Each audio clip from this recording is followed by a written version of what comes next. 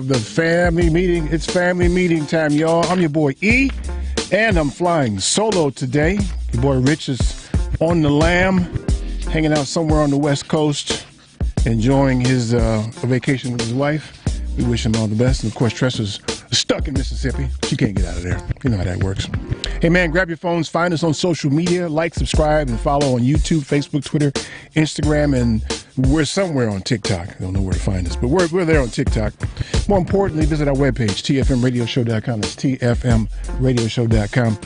You'll find all kind of fun stuff. Why do you turn the camera all the time, man? What's with that, man? It's the overnight guy.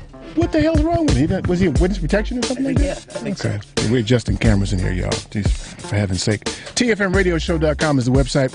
Check that out when you get a chance. You can subscribe to all manner of things. Our music playlist is there. You can find it right there. As well as a link for the live broadcast going on right now. Go there now, tfmradioshow.com. You can become a patron of our broadcast. You can for as little as $5 a month. Click the Become a Patron button on the website, and you can become a patron. You can. And you should know the lines fill quickly. The number is 773-763-9278. 773-763-9278. So I'm kind of flying solo today, but not exactly. You ready, man? You ready? You ready, Jeff? Turn his volume down. Huh? Turn his volume down. I don't know, man. Just put it all in the back of your head or something. Paul, how you turn the volume down on these headphones, man? Is there a little thing there? I don't know. Whatever. I got one in. I'm good. Okay, that's good. That's good. That voice you hear is my dear friend. That's Jeff Cade. I'm sure you've got all your Omega Psi Phi regalia on today. Trying to get it in, man. I always represent man. Let me see the shoes, man. The purple and gold. Hold the shoes up, man. So the camera can see the shoes, man. You want me to do this? Can you get your feet up that high? Yeah, man. You got the whole get up on today, man. That's what's up, man. Hey, yeah. you got to check this out though, man. This is where it's at. God is good. Okay, that's what I heard. Yeah, I heard about that. Heard? Yeah, I heard about that. Yeah. All the time. Yeah, that's just Jeff Cade, y'all.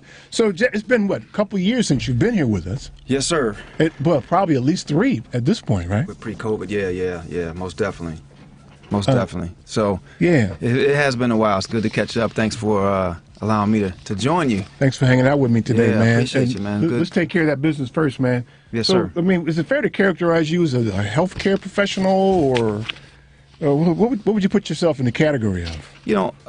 As a healthy lifestyle specialist. That's a new one. An author and tennis coach. But, being a healthy lifestyle specialist, I pretty much empower and partner people to transform those unhealthy choices into an active, vibrant lifestyle. So, I've been in the industry in the health and wellness space for a little bit, stemming from my Bachelor of Science in Hospitality Management. And at some point, I jumped off that cliff and built those wings coming down and co-owned a healthy restaurant concept focused on high fiber, high protein, low carb meals, and sold the shares to that space back in 2016, and really wanted to continue in that direction and stay in that lane regarding health and wellness, because I truly believe that most of us, and I raise my hand, I got to be transparent, right, that I think we all hit the snooze button on our health.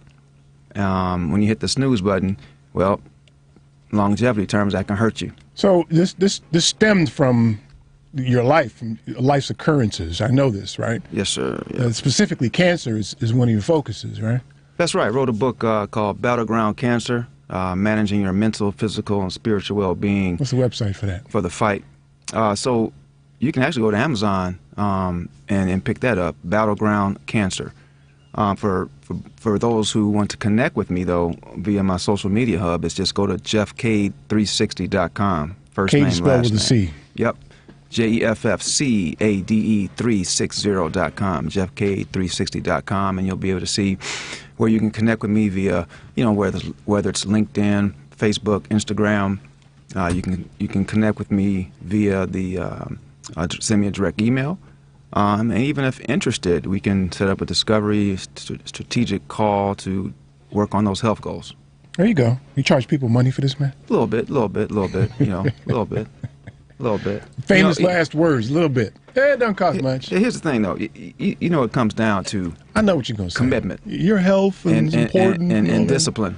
Yeah, your health is your wealth. But seriously, the new thing is, especially as we deal with this COVID cloud that's dissipating, if you will, self-care is the new healthcare. Self-care is the new healthcare. It's overall regarding mental, physical, spiritual, emotional. That's very important as we move forward. So, yes. Okay. Last words. Right. As we all enter that season where we work on getting fatter. Yeah.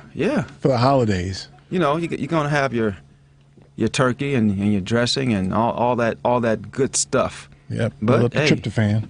You know, I raise my hand to that. You know, but at the end of the day, you still got to worry about your health. Okay. Eat right, do right. Eat clean and green, if you know what I mean. Okay.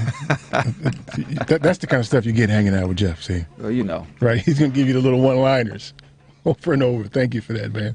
We'll make sure you guys know how to find Jeff on our social media. And, of course, we'll bring it up again during the broadcast. I got to say, and you may not be accustomed to the rhythm here because you've been gone so long, man. Mm-hmm. We talked about this a little bit earlier because I got myself in a bit of a spin cycle this week. I mean, I think this week was news-wise, crime and punishment on display. It was, what are the rules and what does the justice system do when someone runs afoul of the rules, right? You had your boy Alex Jones, right, who's mocking these people who he's basically terrorized and I can't remember the name of the kids who got shot in Connecticut. I can't remember the name of the town. Anyway, you guys know what I'm talking about. Alex Jones is the lunatic imbecile who has all these followers who buy these medical supplements to keep him afloat. And so he lost the lawsuit from these families who he claimed were running a farce, that nobody was actually killed in this school shooting. And the judgment was for almost $1 billion. Now, in appeal, I'll probably reduce that because that's a kind of a gaudy number. But what struck me was is while they were announcing the judgments, I don't know if you saw this, he was broadcasting live and laughing at the people and basically saying, "You'll never get anything from me." Live. He was on. So he was touting his audience. Yeah. Right. So I mean, when we were talking earlier, and this is what really kind of turned the corner for me and got me in the spin cycle, was the shooter in Parkland, Florida. They sentenced him this week, right? And he got sentenced to life in prison. But I watched the family members of the victims for this young man upset at that judgment because they wanted him killed. Uh-oh. They wanted the state to kill him. And I felt some kind of way because the reason they decided not to allow the death penalty was because of what they characterize as mitigating circumstances, i.e., the tragic life that he'd led to that point. And I always ask this question: when you see somebody acting in an antisocial manner like that, and I hate to that's a way of categorizing it, not necessarily minimizing it, but when you see somebody doing things like that, then you have to think about, I think it's incumbent upon us to think about, okay, what would it have to take for me to decide that I'm going to do that? I find it necessary to get a semi-automatic rifle and walk into a school and shoot children. How bad must my life have gotten to make a decision to do that? And I think by definition, if you do that, you are, without being a doctor, you are insane if you do something like that. If you're insane with anger, or you're just straight up insane if you do that. So how can you rule anything when somebody does something like that? How can you say anything but he's insane? Mm-hmm. Not to mention, what kind of punishment is killing somebody? I think it's more of a punishment for you to have to live with what you did than to just die. I mean, it's over for you. You still, the rest of you who are here, got to live with it still. So I just found it strange. But the bigger message is, or the bigger question is, so are we or aren't you for the death penalty? I mean, we talked about this earlier. If someone were to harm, even frighten my daughter, my wife, anybody in my family, I've got it in my mind, it's a choice. I'm contemplating killing them for that. So I get you want to exact revenge by killing somebody. I get that. The problem is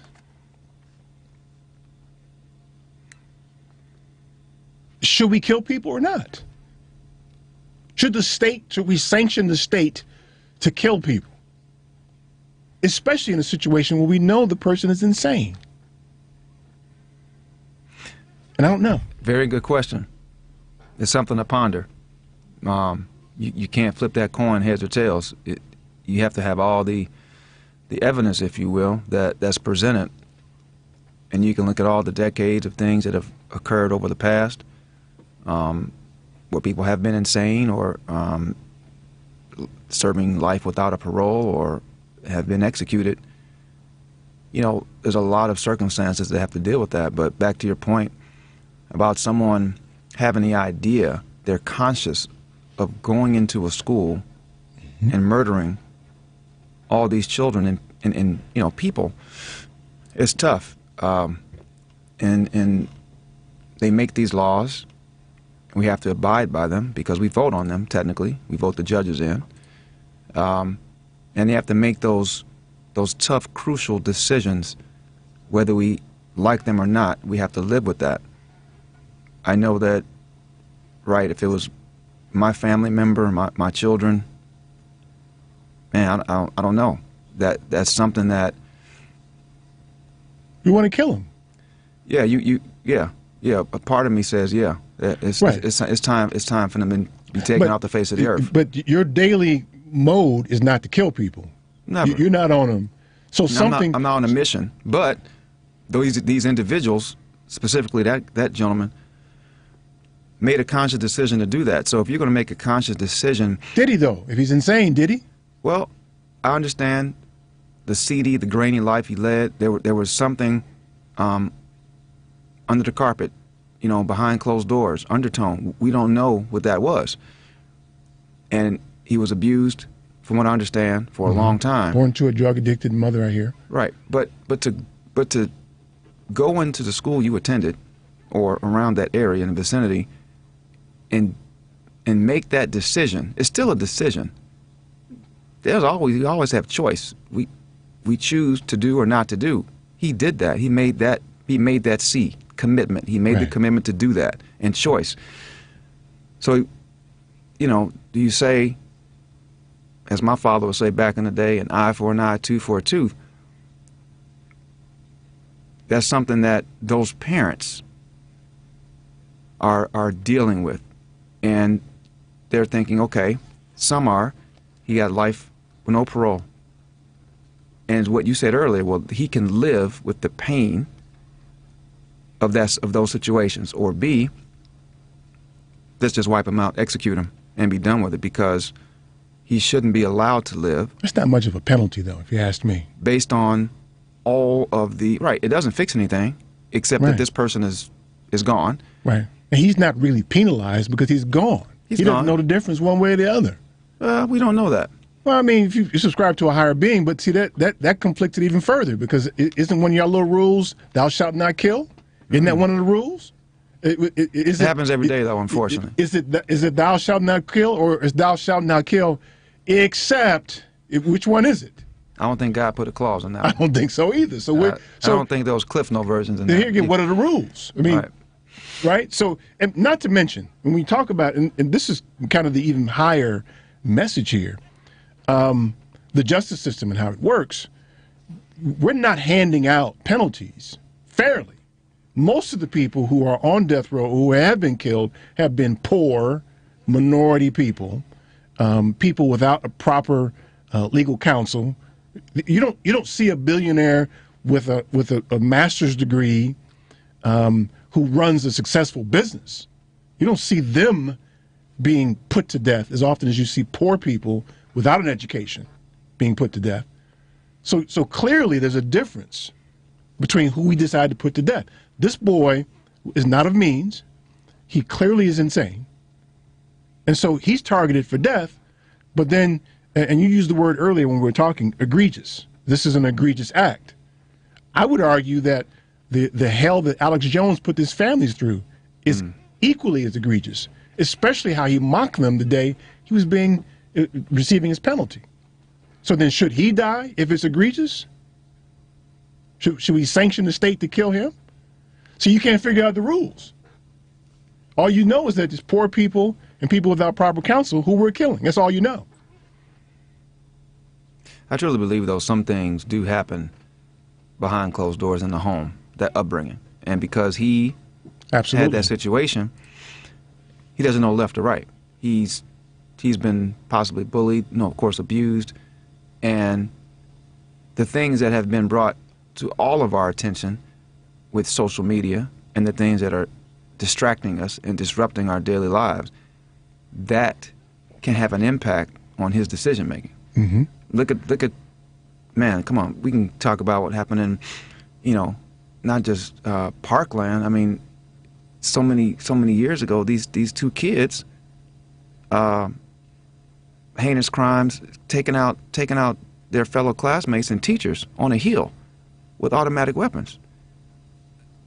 And I forget it's been a while ago, but when you start seeing that, and you start seeing, it's like people are trying to up-level one another and to do bad, to Right. kill.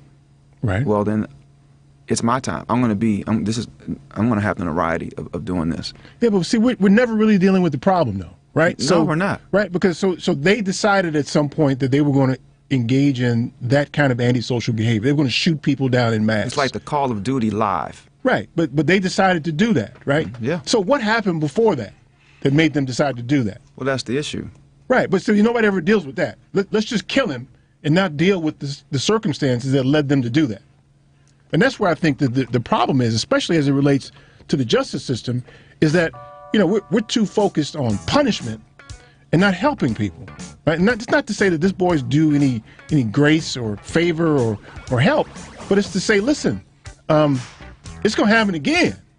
It will. Right? Because you're not dealing with the real problem. You're just killing him and thinking the problem's gone. It ain't gone. That's part of the system. The system don't work then. No. It don't work because it ain't solving any problems. We know the system's broke, right? That's right. Okay, y'all, we'd love to hear from you. Is it the death penalty or not? I mean, what are the rules? 773-763-9278. Stay tuned for more of the Family Meeting. We know we've got the music that makes your body move. We like to dance, shake your booty down and dance. But you got to have the right moves to impress all your friends. Just move a little freaky, go real slow, take your time. You got to give your best to be right all the time. If you dance with me and you like just what you say, then I know you'll have this next one with me. 'Cause we all love. This is Matt Fisher. You can find me at Mr_Funny87, Chicago. Stay straight tripping, boots, because we got more of the Family Meeting. So shake your pants and rock party for sure. Rock party for sure. A basic and essential part of any financial plan is savings. Most of whatever cash you have will be there because you put it there, not necessarily because of some fancy investment. Now with Save and Plan, Polaris has introduced a way for you to get empowering financial advice. Save and Plan is simple. Just sign up to save on a systematic monthly basis directly from your account and gain access to a planner and our planning services. Once you sign up to save, Polaris will help you develop a customized financial plan and give you a real person to speak with. Your dedicated planner is just an email or phone call away. Save and Plan offers empowering advice for everyone. Visit us at polarisadvice.com and call us today at 312-951-2606 or email us at polaris@polarisadvice.com. That's 312-951-2606 or email us at polarisadvice.com. Save and Plan, empowering advice for everyone. Securities offered through Lion Street Financial LLC, member FINRA, and SIPC. Investment advisor services offered through Lion Street Advisors LLC, registered investment advisors. Hey, Family Meeting cousins. As you know, we created a Patreon Family Meeting subscription and membership page to include you great listeners in our effort and give you a chance to very economically promote your business, organization, or local event. You can contribute as little as $5 per month to get your message out and support the Family Meeting as a viable voice. We know you appreciate our permanent interest dialogue, get up and dance playlist, and our great guests who stop by. So become a cousin and go to our website, thefamilymeeting.com, and click on the link.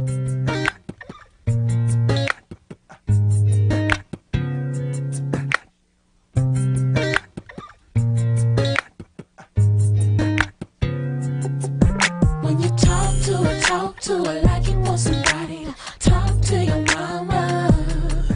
Don't get smart, but I have a heart to heart with her, just like you would with your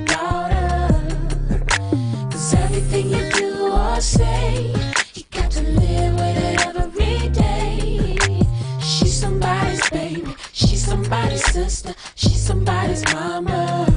Now when you go to Hey, this is Stephanie Miller. Be sure to tune in to my show Monday through Friday, 8 to 11 a.m. But right now, keep listening to The Family Meeting on Chicago's Progressive Talk, WCPT, AM and FM.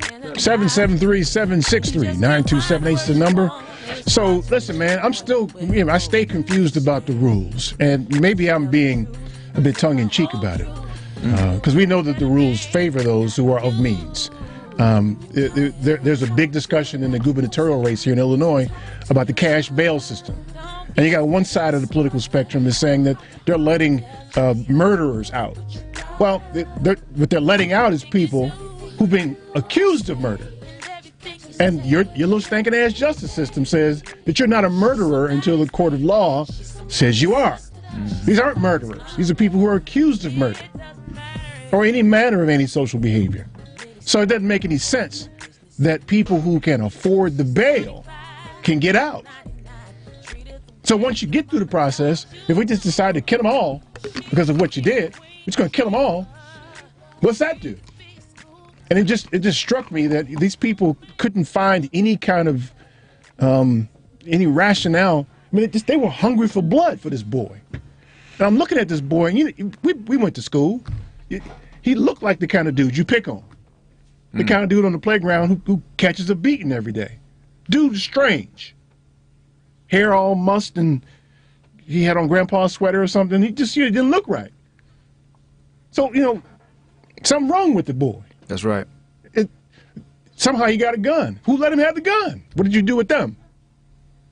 What? I always use the example, and you guys know, if you listen to us, that the story of Laquan McDonald, the young man who this crazed cop, Van Dyke, decided to empty 16 bullets into in Chicago here a number of years back. And the circumstances under which he was shot, you got a 17-year-old boy walking down the middle of the street in Inglewood surrounded by cops waving a knife around.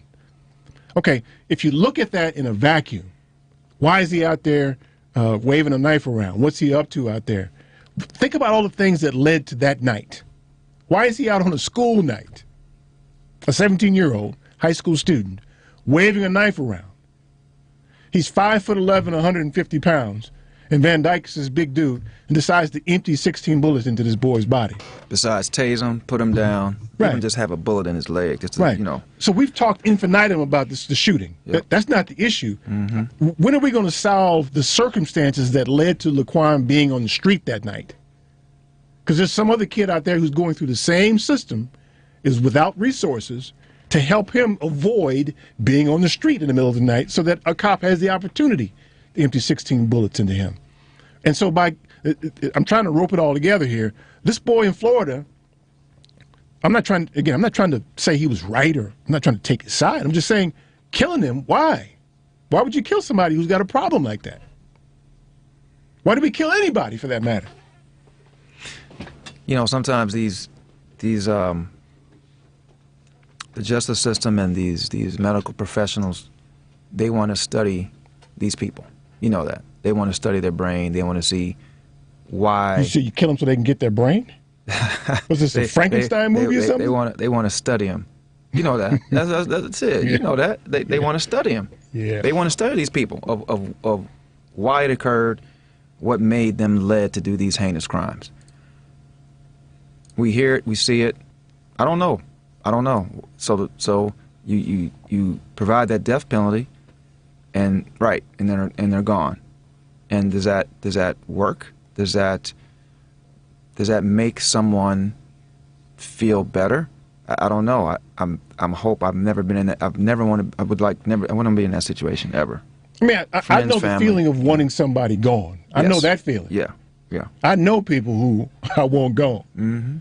But I don't know that it's the same emotion that I'm feeling. No, because it's not your child. Yeah, it's not my child. It becomes. I mean, come on. We're emotional human beings. It's an attachment. My child, my family member, they're gone because of this idiot, this individual who is insane, mentally disturbed, etc. And how did it get to that point? That's the gap that was not being dealt with. Exactly. that's the gap where people have to study and concern themselves and say, okay, there has to be some type. I mean, what about their counselors at that time? What about somebody had to intercede? Yeah. And obviously, even those people who want to stand up and talk about gun safety, even those people, I think, are way off track, because he still had the emotion that triggered him to want to go do that, and kept doing it. Right. That's He what kept doing it. That's what you got to stop. The emotional high. Whether he's got a gun or not. I remember watching a story a few months ago. I think it was in Taiwan. It may have been in China, where this dude tried to bust him because China has, or Taiwan, wherever it was, they have stringent gun rules. He couldn't get no gun, so he said, "I'm just going to come in here and I'm just going to stab y'all. I'm going to have a mass stabbing." Right? He's out there trying to stab people. Somebody gets a stick and fights him off. He couldn't get away with it because he couldn't get a gun. That just happened in Vegas. A mass stabbing? Yeah. Right. About 5 or 6 people. It's See? crazy. Just so it ain't so much. It's going to sound like I'm saying that I'm for guns. I'm not for guns. I think we should take guns from people that don't need them in general.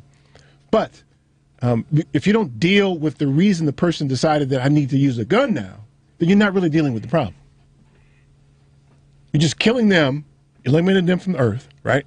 And you're proposing taking guns out of people's hands. Now you got a bunch of people walking around with emotionally disturbed and who can't get a gun. That's what you got now all of a sudden. And I don't see that being a solution at all. I just don't. Let me get Dan calling from Lombard here. Dan, it's your turn, man. Hey, yeah, I'm against the death penalty. It's bad public policy. It's expensive. It's more expensive to put them to death because of all of the legal machinations that they go through than it is to actually keep them in prison. And if your idea is to punish them, keep them in prison, because prison is awful. Now, I would prefer we not have prisons where we keep people for life, but there's some people can't be in with the rest of us. That's what prison is to sequester the bad folks from the rest of us that are, not killing each other, not stealing from each other, and so forth. In Scandinavian countries, they're like college campuses, and their recidivism rate is exactly pretty much the opposite of ours. Ours is 70%. Theirs is 30%. And so punishment ain't working. Discipline is about changing the behavior, and just beating on somebody or just putting them in an absolutely violent situation, which is what prison is, isn't going to change their behavior. It's just going to make them more primal, more on the edge. And a lot of the folks that are put to death, Texas likes to put to death people who barely have the IQ to stand trial. Right. And so the whole, from a moral standpoint, from a public policy standpoint, from a just society, to me, and I said this to the screener, when someone is killed by the society at large, it's cold-blooded. If I did that, if you did that, that'd be murder one. That's premeditated. I think, and plus, they've never come up with a system to kill people that isn't absolutely barbarian. And so we've had these infections. Oh, it's going to be great, and they've had situations where they mess it up. So you said something, Dan, that I thought was key, which is another failing of the system. That is that prison is awful, and I'm not saying that prison should be a Caribbean vacation, but it shouldn't be awful. It should be rehabilitatory. Right. It should. The interesting thing about that, I have a friend. Now this is 1,000 years ago when dinosaurs ruled the earth. He was in criminal justice program. The judges that are in favor of rehabilitation often, for the most part, give longer sentences than the ones that are trying to punish. So that doesn't make sense to me. There's a lot of problems. We can build, and we've talked about this before. We can build prisons and we can build schools. Schools are a better choice. They build society. Prisons are like spending money on defense. It's money that you blow up. It's money that you throw down a hole. prisons are a waste of public funds. We have to have them, but you hit the nail on the head. Well, we're going to let all these people out that are murderers. They're accused of murder. They're innocent until proven guilty. You know, the I believe that's not the Fourth Amendment.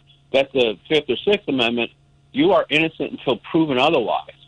And to have people in jail, and in some cases longer than the actual prison term would be, because they can't afford to get out.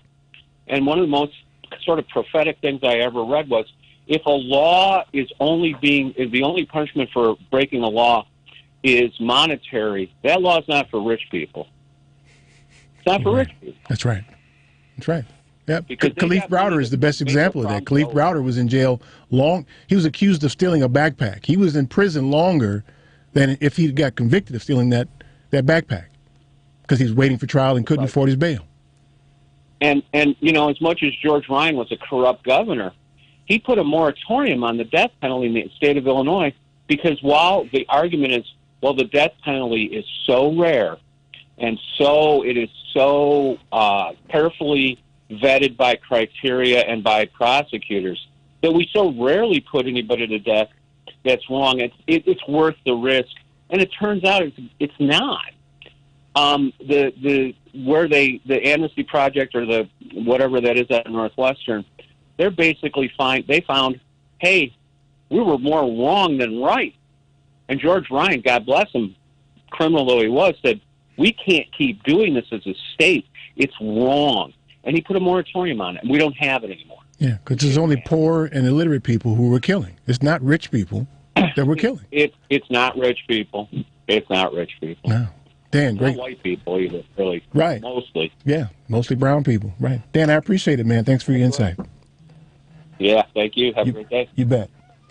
I just think, when you should watch the people, watch the parents, and I feel bad for them because of their loss.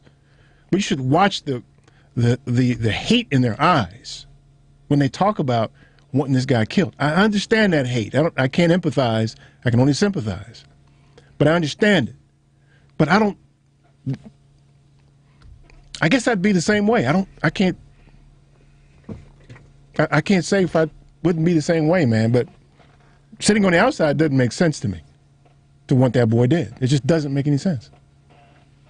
I don't get it. So then what, though? Well, I mean, he got what he needed to get. I mean, in addition to being in prison for the rest of his life, that might even be aggressive. But that aside, that's about right. Well, I mean, what else? What else is there? But think about it this way. I mean, is the goal to just punish people, or is it to rehabilitate people? Both. Introduce them. Well, I mean, how can you rehabilitate somebody who will never ever join society again? How do you know that? He's in prison for the rest of his life. He's no parole. I'm talking not this situation, but others, because we have to close that gap. The system doesn't rehabilitate people, and the system does not rehabilitate people in mass. Mm-hmm. That's true. Right? It's more. Prison is more of a study group of criminals. They come out with their craft honed a little better than they do any rehabilitation. Now, don't mistake me by saying I'm saying all of them are like that. I'm not saying everybody. There are people who come out.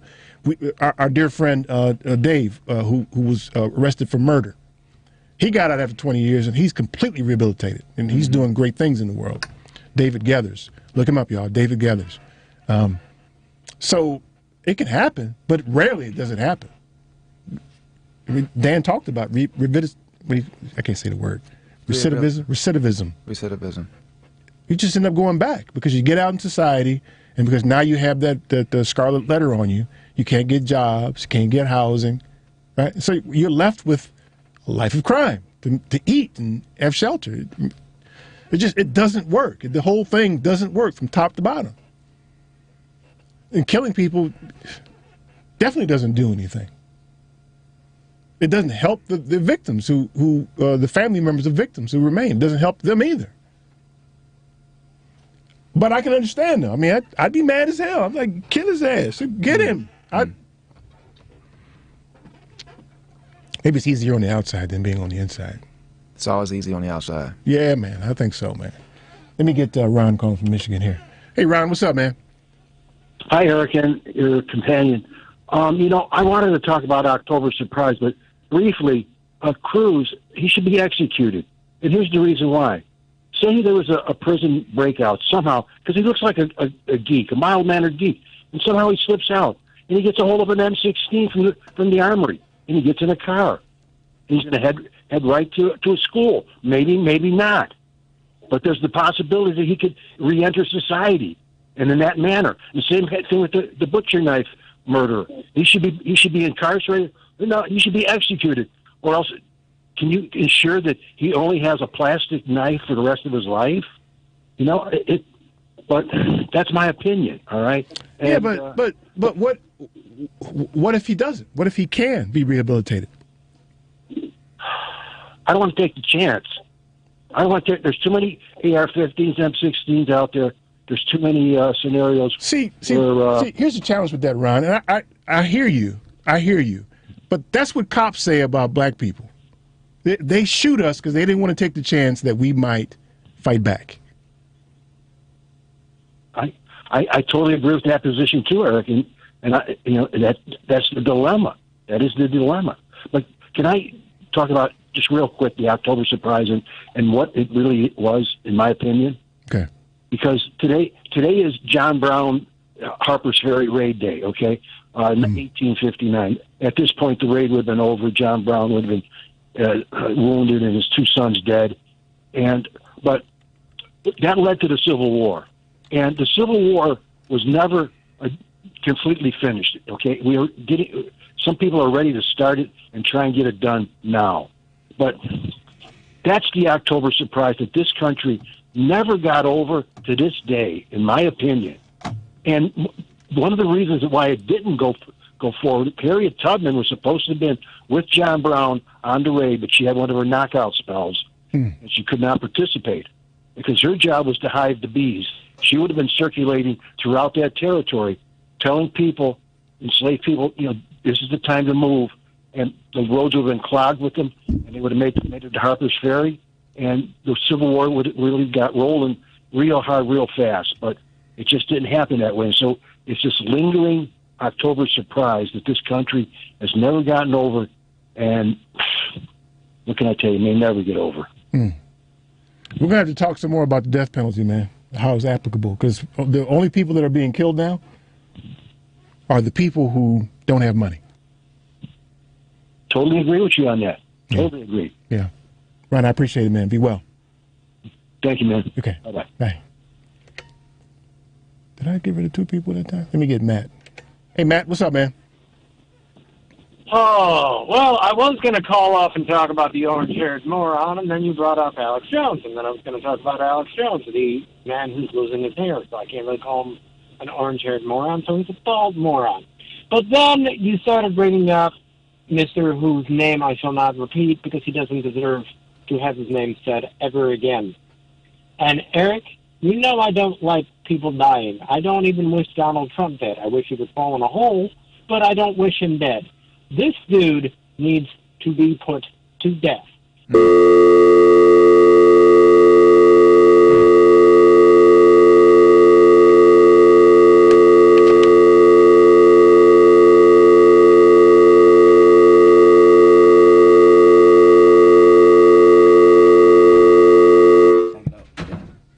Say hang it up. I did, man. I tried. I just turned the volume down. Gotcha. Paul's here today. This is our white slave, Paul. We instituted slavery here, man. I didn't do anything, man. What did you do? He's going to blame it on me, man. He's going to blame it on me, man. I don't know what you did. I didn't do anything, man. We'll take a break, man, because you did that. I didn't touch it. Yes, you did. Figure this out. Technical difficulties. That's how it works. Live and in person, y'all. The number is 773. Paul screwed up the phones completely, man. Okay, this is better. All right. 773-763-9278. Stay tuned for more of the family meeting.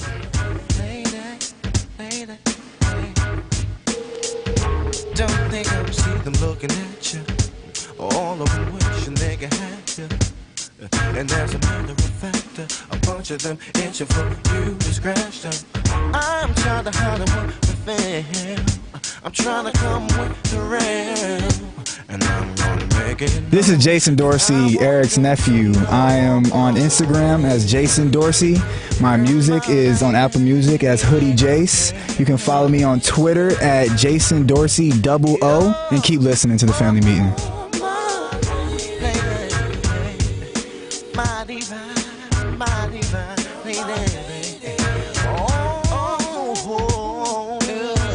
Policies issued by American General Life Insurance Company, Houston, Texas. Not available in all states. All benefits are subject to policy definitions, limitations, and exclusions. For details, visit qualityoflifeinsurance.com. Building a solid insurance plan is like building a place to live. It takes different materials to make it comfortable. What about a castle? Isn't it just made of stone? Castles are drafty, but that's not the point. Homes use different building materials, and you need different insurance coverage to give you security. What about a teepee? Isn't it just made out of one thing? Skins and poles, but let's stay focused. Quality of Life Insurance is affordable insurance from a leading company and can provide benefits if you're disabled or suffer a serious illness or injury and need help to preserve your lifestyle. So it's a modern structure to meet my insurance needs. Exactly. To find out more, contact the Polaris Insurance Agency. Visit polarisadvice.com or call 312-951-2606 to learn about how we can help you make a plan for your future. That's 312-951-2606. Hey, this is Brittany Perry. Did you know there's a black-owned footwear brand based here in Chicago? Perry Co. Shoes creates affordable luxury footwear and accessories for both men and women. Whether you're in a suit or out with friends, they provide pieces you can wear on a daily basis.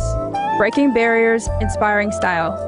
Visit www.perrycoshoes.com to purchase a pair today. That's www.perrycoshoes.com. The reason that it's important to advertise on the Family Meeting is that we have an economical way of reaching a great audience. One could say it's not cheap, but what we like to say is that it's an effective buy for a business or an individual who wants to reach a quality audience. The reason that it's important or a good place to advertise is that our cousins love to patronize. I'm Richard Chu, also known as Bad, the Black Asian dude with the Family Meeting. For more information on advertising on the Family Meeting, you can reach us at info@tfmradioshow.com. That's info@tfmradioshow.com. You can also contact us at area code 708-794-6444, 708-794-6444. We had, say what? A whole lot of superstars on this stage here tonight. But I want y'all to know one thing. This is my house. And when I say whose house, y'all know what time it is. Whose house? Ron's house. I want to again, my friend, not a trend, but then they said rap was crap and never hacked this band till the ruler came with a cooler name. Made you dance and prance and drove the fans insane. Name is Run, my son, number one for fun. Not a gun that's done and get done by none. The other act, in fact, is just whack, I kill. It's fun, my son, and Run heads the bill. Who's house? I'm Richard Chu with First Capital Insurance Group, and my website is www.firstcig.com. Welcome back to the Family Meeting. 773-763-9278. 773-763-9278. Our guest today is Jeff Cade. What up? What's the website, man? JeffCade360.com, JeffCade360.com to connect with me on my social media hubs, Instagram, Facebook, or LinkedIn. Let's talk about your health and your wealth. Find him, y'all. Find him, y'all. Listen, we're talking a little bit about the death penalty today, and so I'm finding inconsistency here, especially for the Christians out there, y'all Christian peoples. And thou shalt not kill, except Jeff was talking about just give him to the devil on the break. Let the devil have it. But which is it, man? I mean, listen, if you're not going to be for the death penalty, then you can't be for it for this boy. Or you are for everybody. We'll never know what goes behind closed doors. We'll never know when Don't obscure it now. When it's time for us to go, when our time is expired. Oh, that's so highbrow, man. Hey, man, listen. That is so it's not. highbrow. But here's the thing: we don't know. We don't know. Let this. What's that mean? What do you mean? Let this young man deal with the consequences. Okay, that's what I'm saying. It's Put him the in jail concept. forever. Okay, so you put him in jail forever. You'll be gone at some point, right? Right. But Bubba and Skillet are dealing with him in prison. And yeah, that's true. And the people that are dealing with their pain of not having their children, what about them? So what if that was your child? What if that was my child? Right. That's a great question. What about them? What about them? What about these parents and family members? Are they all better now because he's dead? I don't know. Are they all? But you have better? proof of concept though, Are they because all you better? had people killed in the past. Were those families now better? The thing is, if they know that someone's in jail for the rest of their life, okay, they're behind bars, they're still alive. My family member, behind bars. My but child is gone. They're never coming back. Right. They're not here in the physical presence at all. But you didn't answer my question though. Which was? For the people in the past who the states decided to murder, state murdered people, have the families of the victims now, are they better now because of that? I don't know. You do know they're not better. You don't know. You do know. Some people... Because the hurt is not for that person. The hurt is for the lost family member. But sometimes you have closure.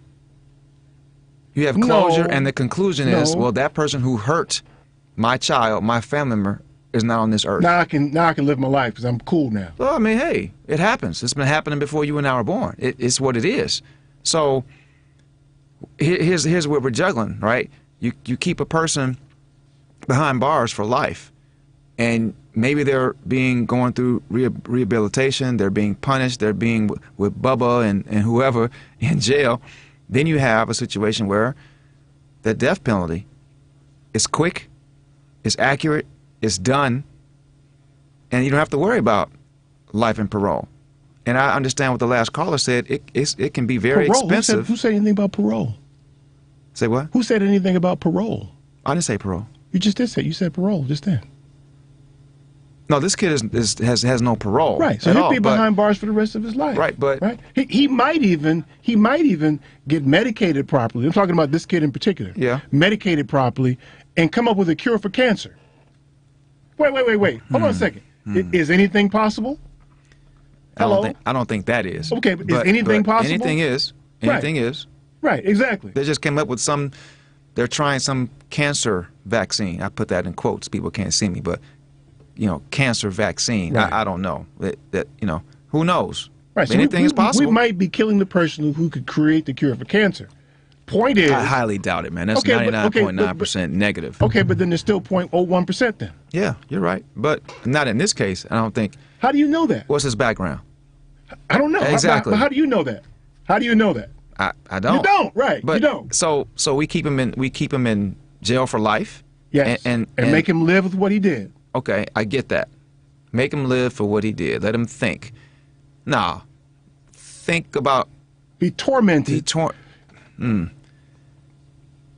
No, I think he should.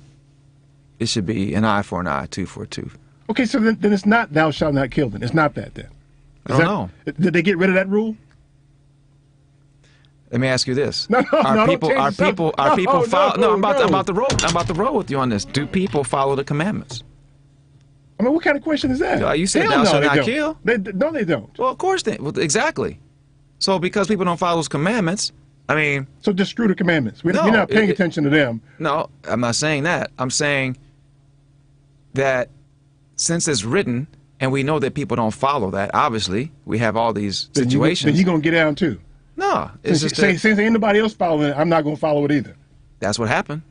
That's your rule. That's how not you my gonna rule. roll. That's not the Jeff K rule. Well, you just said you wanted the boy killed. The Jeff K though. rule is I'm going to do. Wait a minute, you got God is I'm good do on my your duty that is sweatshirt best right and there. leaving to the Lord the rest. That's mine. You got God is good on your sweatshirt. That's there. right.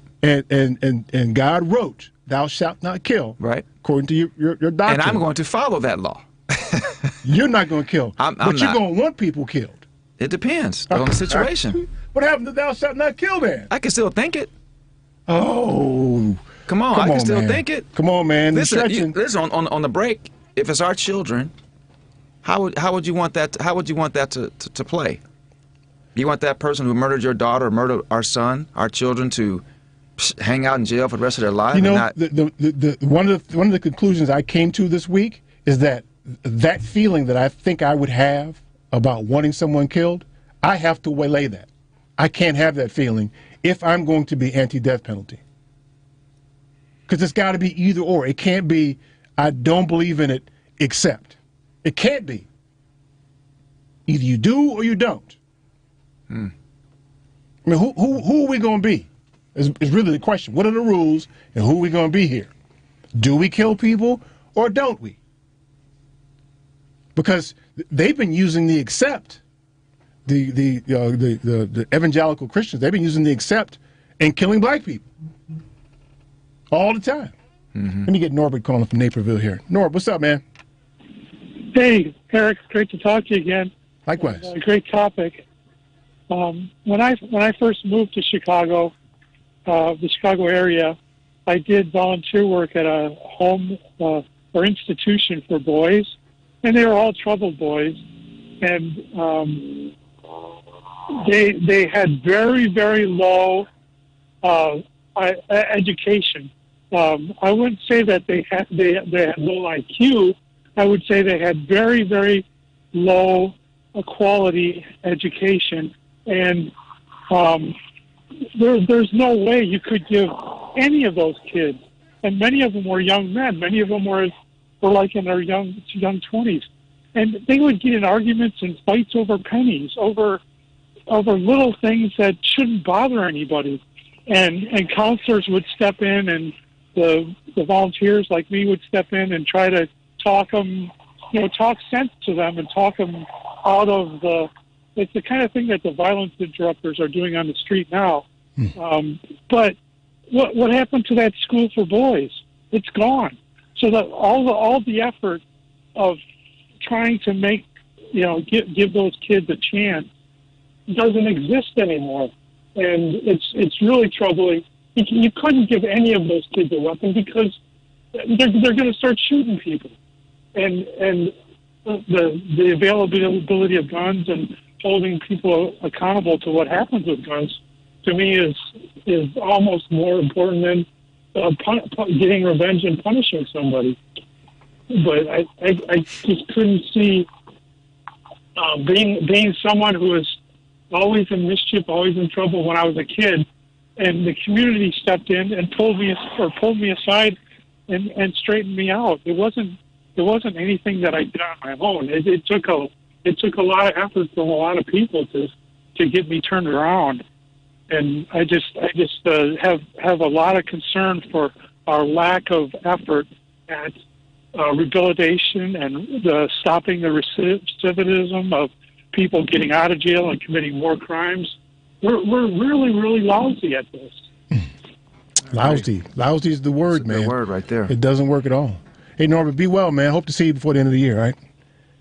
Yeah, great. Yeah, awesome. And take care, and miss Richard and Tressa, too. Okay, me too. Take care, man. Yeah. Listen, man, we're being hypocritical is what we're doing. Either we are or we aren't going to kill people. And I don't want to hear from now Christian. Don't even no. Don't do that. Not what your little book's saying, what you shouldn't do. Don't do that. It's hard to reconcile that. Right? Because it's not easy to empathize, but it's easy to sympathize with those people. And somebody harmed my daughter. Somebody, if they did, I can't. What I decided is I can't feel that way. I got to want them caught. I can't want them killed. If I'm going to be true to who I think I am, which is a person that doesn't like state-sponsored murder or murder, period. I can't be that person. Okay, that's hard because you're hurting, you're raging, and everything. That's hard to do. But if you can't do that, then you're like the person who murdered somebody. You become them. I sound like a preacher today, man? Yeah. Well, that was where's the amen on that one? Where's the choir behind you? Listen, you have to understand too the depth of what's happening in these minds of these people. And I do believe that second opportunities can happen in terms of rehab, prescriptions, meds, whatever it is, to get them back on track. And when you're dealing with or seeing all these different types of heinous crimes, you have to wonder, do we go the route, stay in that lane of death penalty because of what crimes that they committed, or do we stay in that lane where, you know what, let's throw them in jail? There's that word again, heinous. What's heinous? You know, I don't know. I mean, it's a broad term. It's hurtful. Heinous is hurtful, right? And that's what Alex Jones did this week is hurtful. Mm-hmm. So that would fit in the category of heinous. Does he then die if we're death penalty people? Right. What does our state say about that?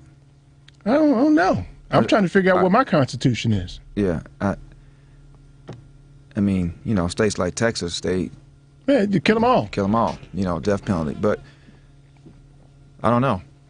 Yeah, you do. You do, because you feel some kind of way about people being killed. I know you do. You're that kind of dude, man. I know you do. No, right? Don't believe that. Well, I'm just saying. I mean, if you're gonna feel a certain way, whatever way it is, you should apply it equitably. To cover all the bases, huh? I mean, be who you are, man. Otherwise you're inconsistent, and that's not good. I'm using you as a cutout. I'm talking about all of us as a society. What are we going to be? You're just going to kill people? All you're doing now is killing people who are illiterate and poor. That's all you're doing now. I'm just saying. The number is 773-763-9278. Stay tuned for more of the Family Meeting.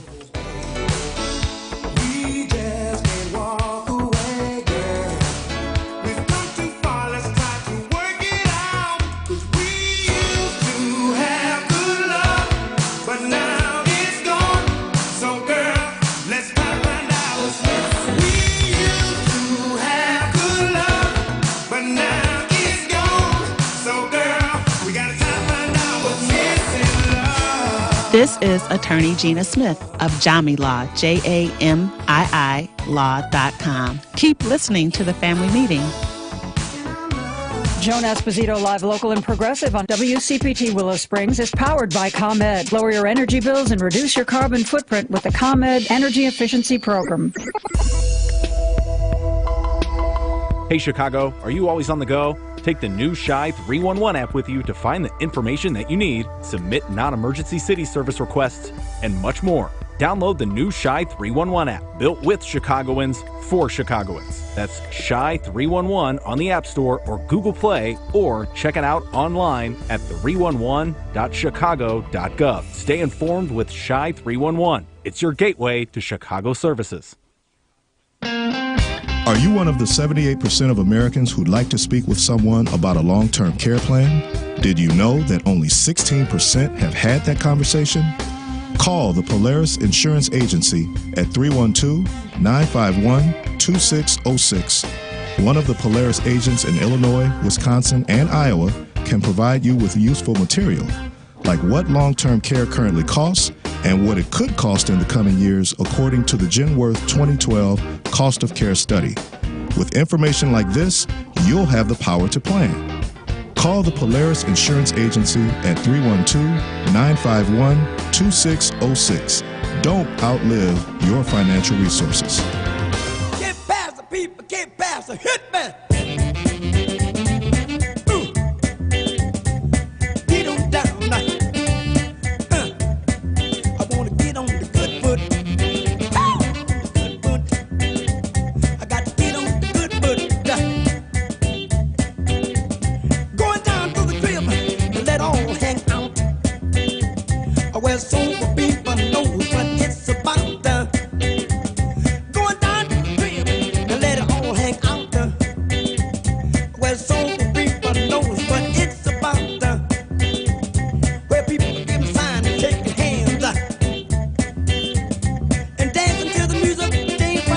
I'm Raquel Gibson from the law offices of Raquel Gibson, and welcome back to the Family Meeting. Yeah, Jeff just brought it up, man, during the break here. 773-763-9278, this January 6th thing. It's still crime and punishment, right? You got people who committed crimes. Yes, they did. Right? This guy, Peter Navarro, So they arrested his ass at the airport, right?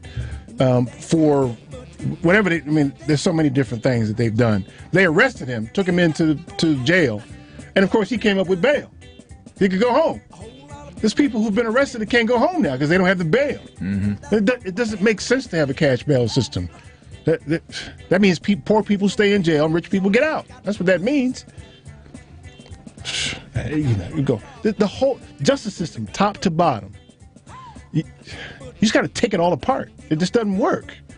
Not to mention you got men and women in these long black dresses with little wooden hammers making these decisions based on their own beliefs. I mean, well, you got to consider all the information before they put that gavel down, though. They're supposed to. But you consume it differently based on the lens through which you see it. True. Right? Your life's experience informs your decisions. Right? Why would you ever shoot somebody? Right? Well, you and I can't even identify with that. I mean, just randomly shoot on the street. These stories you hear about people being shot randomly on the street. It's crazy. We would never shoot indiscriminately. We might shoot somebody. We can identify circumstances in which we'd shoot somebody, but we wouldn't shoot indiscriminately. So if we're the judge and we're looking at that, our lens tells us that's stupid. But we don't know where that person came from. I heard of saying fairly recently where they said, well, you shouldn't judge people's decisions until you know what their options were. Let me get Daryl calling from Tacoma, Washington. Hey, Daryl, what's new, man? Oh, hi. How you guys doing? Good, man. How are you? I'm doing just fine. I have a few points to make. One, I'm not a doctor. I didn't realize you guys were either. No, I never heard he had a diagnosis. Two, if it was my child, yeah, I wouldn't have a problem with it at all. Three, thou shalt not do a whole bunch of different things. I'm a Christian, and so I say I'm a Christian, and I'm a little different than anyone else. So my last point is, I'm not trying to pay for somebody for 3 hots and a cot for the rest of their life. I'm a taxpayer. I'm not trying to give my money. I'd rather give my money paying for a solution rather than paying for that person to sit in jail the rest of their life. You mean rehabilitation? No rehabilitation for him. I don't have a problem with the death penalty. Like I said, I'm a sinner. I'm a Christian, but hey, I've sinned, and that has to be one of my sins. That's you real want talk, people Daryl. dead. That's real talk. I mean, it's being very transparent. Yeah, I can appreciate it. But you do understand that the way we administer this death penalty now, it's only poor, illiterate people and brown people who are being killed. Well, I mean, like I said, in that case, and I guess I can say that case only, if it was my child, and I have to put myself in the position of the people that had their kids that died in the Parkland, that if it was my child, I wouldn't have a problem with it at all. I sleep just fine. So you remember when this guy Dylan Roof down in South Carolina shot up that church and killed all those black people, right? How'd you feel about those black parishioners who forgave him live and in person and in court? Hey, I felt the way I looked at it, they're better than I am because I couldn't do it. I couldn't do it at all. I would being put to death, have no problems with it at all. Okay. Hey, man, I appreciate it, man. Don't be a stranger, all right? No problem. I listen to you guys all the time. My man.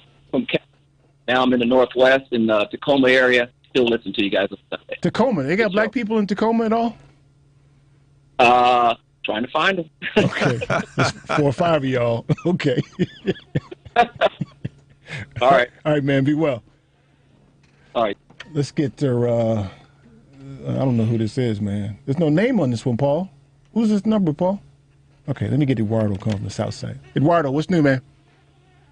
Hey, this Raleigh, besides, I know you're talking about Cruz, but there's 15-year-old from Raleigh. So everybody's saying this guy reacted normal and all that. I call these people like silent killers, I guess you could say, where you don't even see that they're having any like personality disorders, and then all of a sudden they just burst. And this is something that you need to follow these people. You need to find out what's going on in their mind. And if they don't have any friends, obviously they're going to be doing stuff like this. there was a lady that jumped again from a rooftop in New York. She was okay. She called the family, says everything's okay, and then all of a sudden she's on the street, on the ground because she jumped. Something set these people off. But you got to help them. Don't you have to help them? Isn't that what we want to do as a society, is help them? Yeah. I mean, they may not have any, like, priors, you know. Everybody says, well, this person had a prior, that's why, they got to be in jail for a long time or even give them the death penalty. But these people probably didn't have any priors. You got to find out, what set them off. Do they have friends? Do they have a girlfriend, boyfriend? Doesn't matter if they're gay or straight. Yeah, but at what point do we step in when we find the problem and help them? Well, at school, at work, I think there should be some kind of activity where you kind of like smoke that out, and then that kind of like gives you an alarm. Say, I think this guy might need some intervention.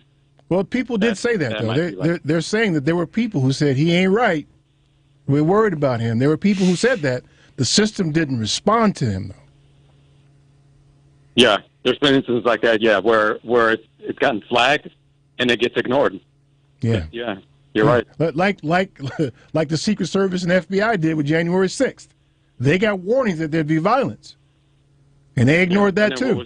Where was the backup? Where was the action plan? Yeah, there was none. There was none. Well, I mean, it was white people that were coming. They weren't worried about them. If it was me coming, they'd get the army out there and get ready for me. Yeah. Don't forget, another guy you were talking about, Mr. Navarro, another guy they pulled over on Jan 6 is Mr. Pillow in North Dakota. Yeah. They pulled him, I think, at a Hardee's.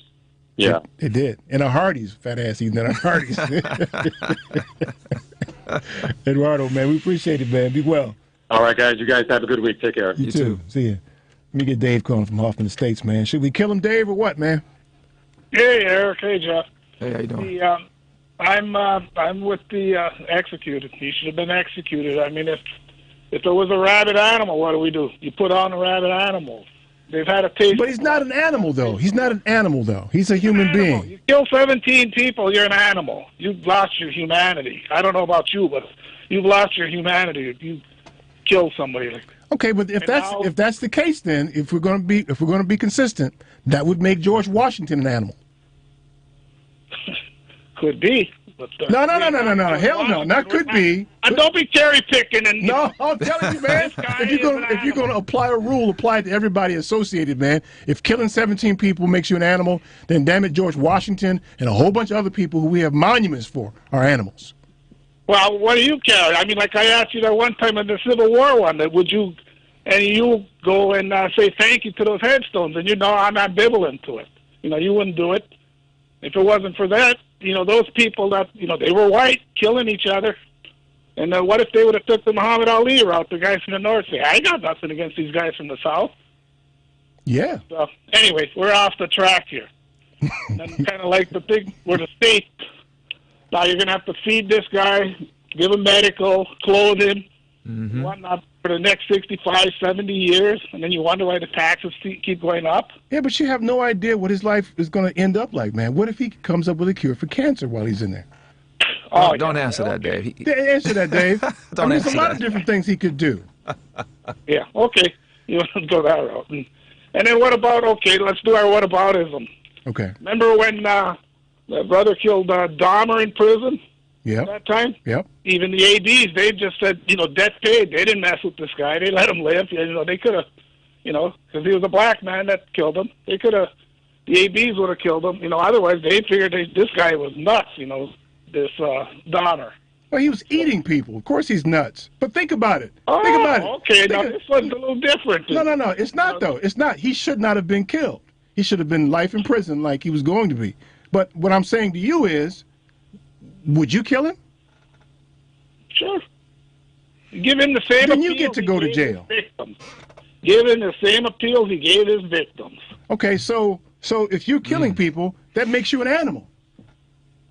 Or is there a certain number of people? Mammals? Is there a certain number of people you got to kill before you become an animal? Okay, in your book. No, don't duck it now, man. You said you kill people. You're an animal. I remember you, before your son went to college that time, you were afraid he was going to get shot by a white supremacist down there. That's because he's living in rural Virginia. Yeah, everybody as white supremacists. That's right. You remember that? Yeah, I do.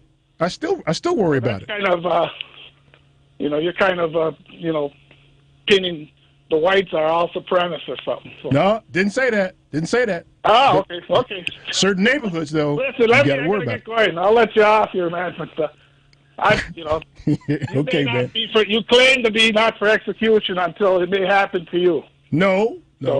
What I told you was what I said at the outset is that I was on a spin cycle and I had to decide where I was going to stand. He's still spinning. He's still spinning. I'm willing to admit that I'm evolving. That's what I'm telling you. And I told you right now. I said he should be killed. He's an animal. In my book, he's an animal. Okay, so if you kill people and you become an animal, then you got to make sure everybody else who killed people is an animal. George Washington, all the rest of those rapists, all those people who raped. All right. Well, what do you think of these ones that are shooting on the streets, like you said, randomly, and they're killing little 5-month-old babies and that? Should they get killed? No, they shouldn't. Wow. No, okay. I mean, if we're gonna kill everybody who's bad, then let's kill everybody. It's not don't select them, because that's what we're doing now. We're picking and choosing brown and poor people to kill. Like, they look at a car, they mistaken identities, whatever. They're just spraying and praying, and then okay, listen, man. Van Dyke killed Laquan McDonald. He should die too, then, right? If that's the way the laws work, yeah. And he wasn't exactly a rich man like you're saying all the wealthy ones. Yeah, but he's out of jail now. He did 2-3 years. He's out of jail now. He shot that boy 16 times. He's out of jail. He's an animal too, then, right? Yeah, as was O.J. He had a good lawyer too, right? O.J. got money. Pick with cases. Let's go with that one. They kind of dodged that thing to be into the former cop later on. Okay, I'm just saying, if we're going to kill people, kill them all. Don't just kill the people who are poor and brown. Okay. Anyway, listen, so you get to the others. Be well. Thanks for taking the call. Okay, man. Be well, man. Bye now. Take care. See how we do here, man? See how we do? Hey, Paul, who's that? I don't know who that is, man. Okay, so who is this? Who is this? I don't have a name. Okay, you gotta call back here. Let me get numbers line 6. Oh, okay, Matt. Hello. Matt, what's up, man? Hello. All right. Well, I do feel like that was the greatest mic drop I've ever had. Congratulations. That was an accidental drop. Thank you. I appreciate that. Now, look, as I was saying, child molesters, they get to live with what they did. They get to go to prison. They get to have fun in prison.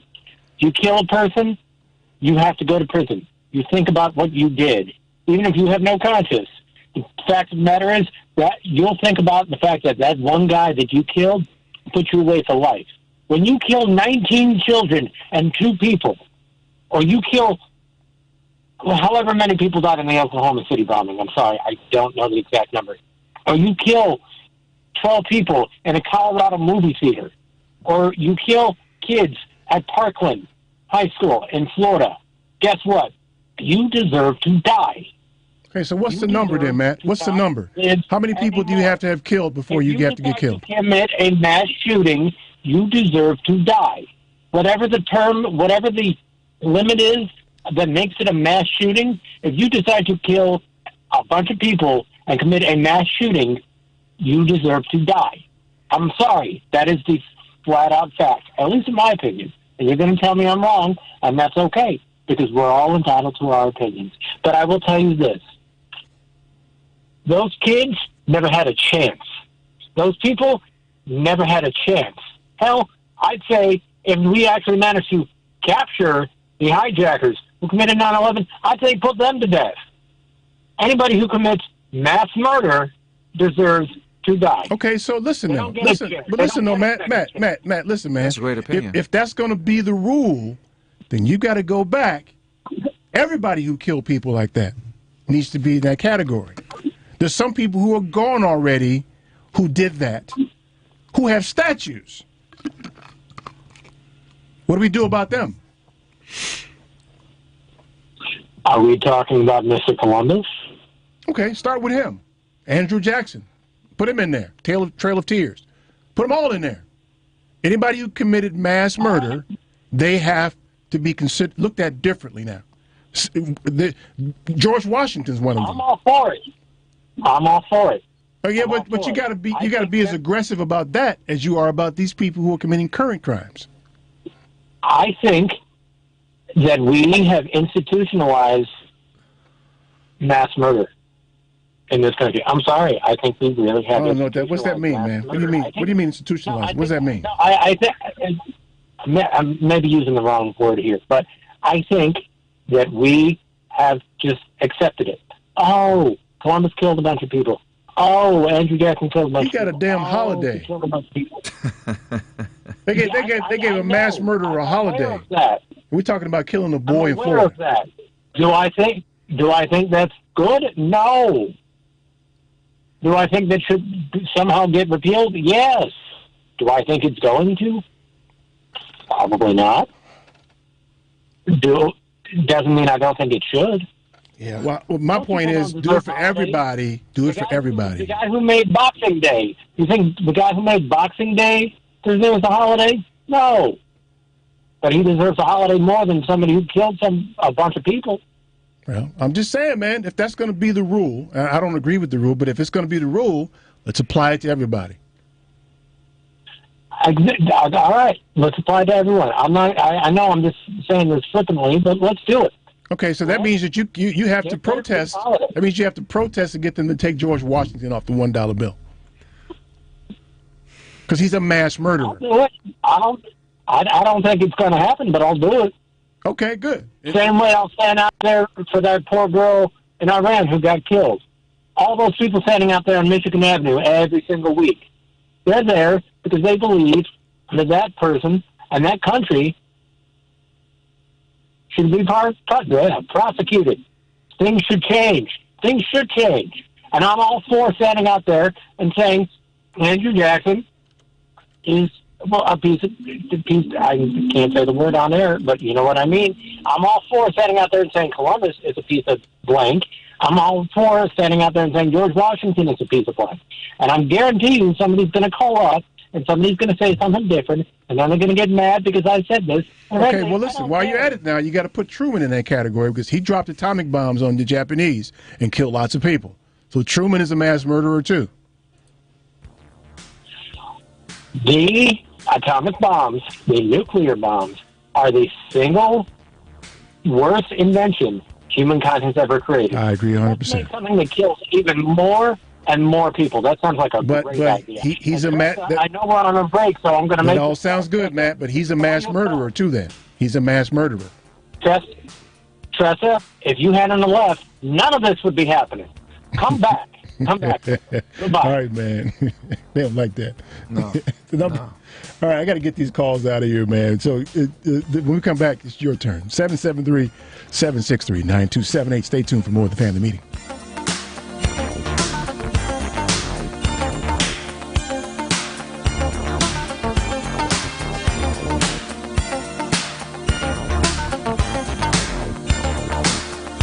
This is Dr. Sharon Bethia. I'm Associate Professor at Northeastern Illinois University and the coordinator of the African American Studies program. Keep listening to the Family Meeting.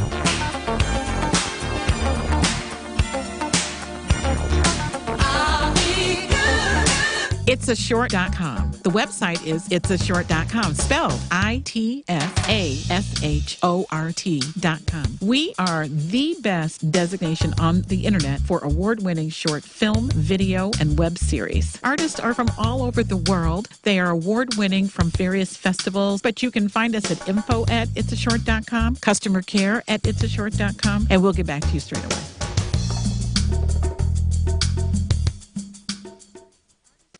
If you owe money to the IRS, they're turning on the heat this year. They're garnishing paychecks and seizing assets. Don't let tax debt destroy your life. Covington Tax Solutions will help you fight to get the best deal possible. Call Covington Tax Solutions now for a free consultation.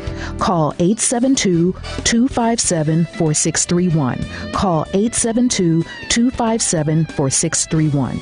A single K plan is a 401k plan designed especially for business owners and immediate family, regardless if they are incorporated or not. Single Ks offer both employer and employee contributions, and in many cases have no setup fee or annual plan administrative charges. Single Ks are simple to administer with no government reporting required. Most importantly, this plan allows employees to access their savings via hardship withdrawals or loans. Visit our website at polarisadvice.com or call us about your business or organization's retirement plan at 312-951-2606 or email us at polarisadvice.com. That's 312-951-2606 or email us at polarisadvice.com. Polaris provides empowering advice for everyone. Securities offered through Lion Street Financial LLC, member FINRA, and SIPC. Investment advisor services offered through Lion Street Advisors LLC, registered investment advisors. Polaris Wealth Management and Lion Street Financial are not affiliated.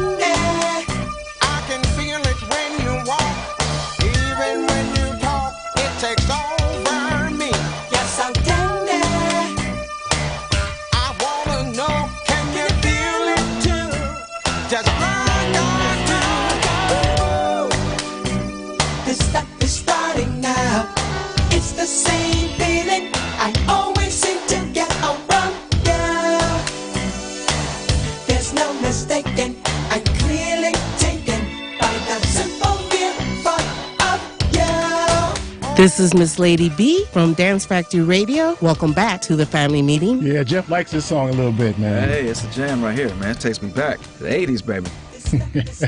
Hey. Yeah, so, hey, listen, I hope you guys are in the same place I am, because if you're feeling like you're in a spin cycle now, am I for or am I against? That's where I was. And I came down on we shouldn't kill anybody. Till we figure this out, we should not have state-sanctioned murder until we figure this out. You just shouldn't do it.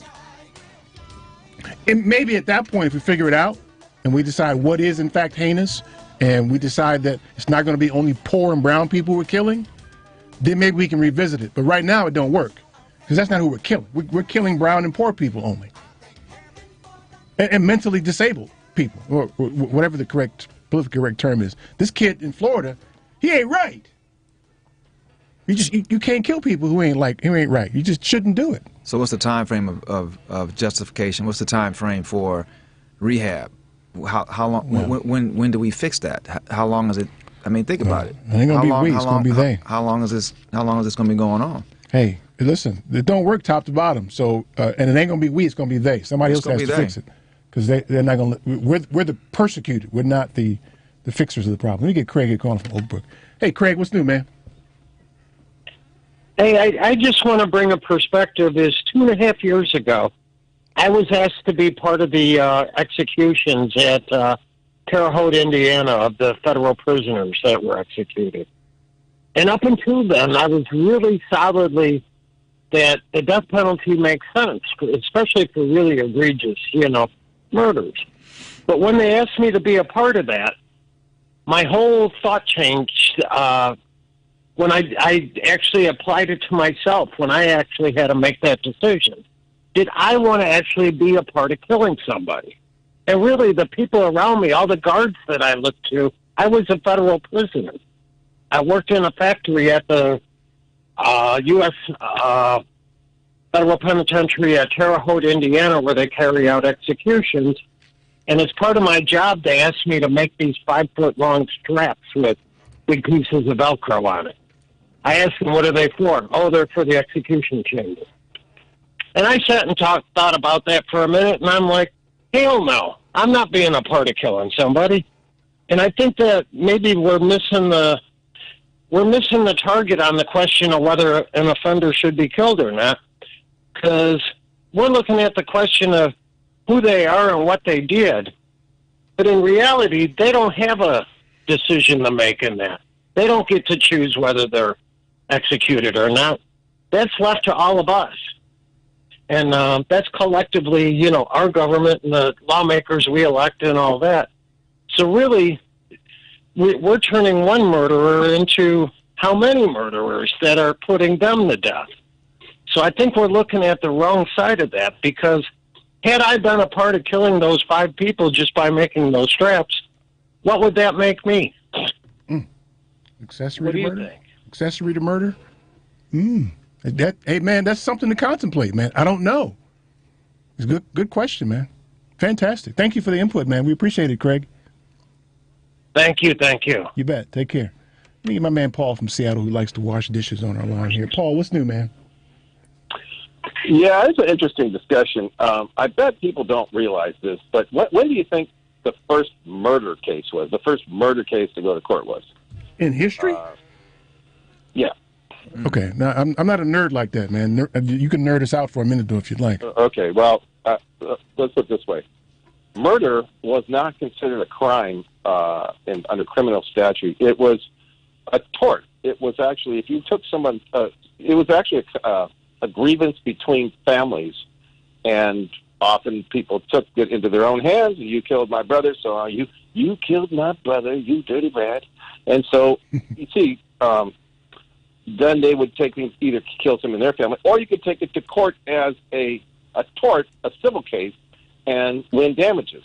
And see, what people don't understand is what everyone up until recently thinks is, an eye for an eye. That means killing. No. That means, and it says, when you read Exodus chapter 21, I think, it talks about, it describes, before it says an eye for an eye, that's the concluding statement. It says, if you cause your neighbor to lose his oxen, you should give him yours. If you cause your neighbor to lose his slave, you should give him yours. A whole bunch of examples, and finally says an eye for an eye. If you cause your neighbor to lose his eye, you should give him yours. It doesn't do your neighbor any good if you cause him to lose his eye and then they kill you, because if they kill you, you have nothing to give. So it was considered even then a tort, a civil tort. You should restore his loss, and if you can't, then you should pay him. So the first murder case that we talk about in Western law, believe it or not, was in 1884. It was called Regina. That's the Queen. It was in England. Regina versus Dudley and Stevens. It was a sacrifice where some guys were in a lifeboat for 17 or a bunch of days, and one of the guys was kind of weak. It was a cabin boy, and they decided to sacrifice him and eat him. It was cannibalism at sea. And when they were finally rescued, and they went back, and the lords of the court, the 5 justices on the British court, ruled that you cannot sacrifice somebody to save yourself.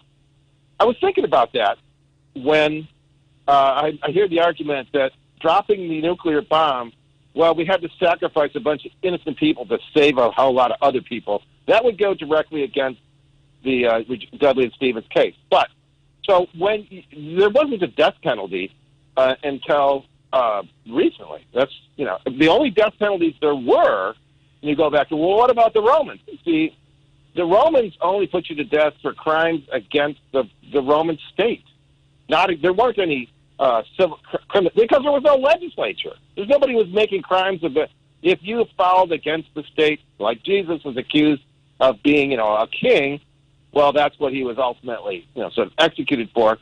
It's crimes against the state, and that there were death penalties for crimes in this country, but only crimes against the state, against the federal government, or against the state government, not for murder. We didn't have a lot of criminal statutes.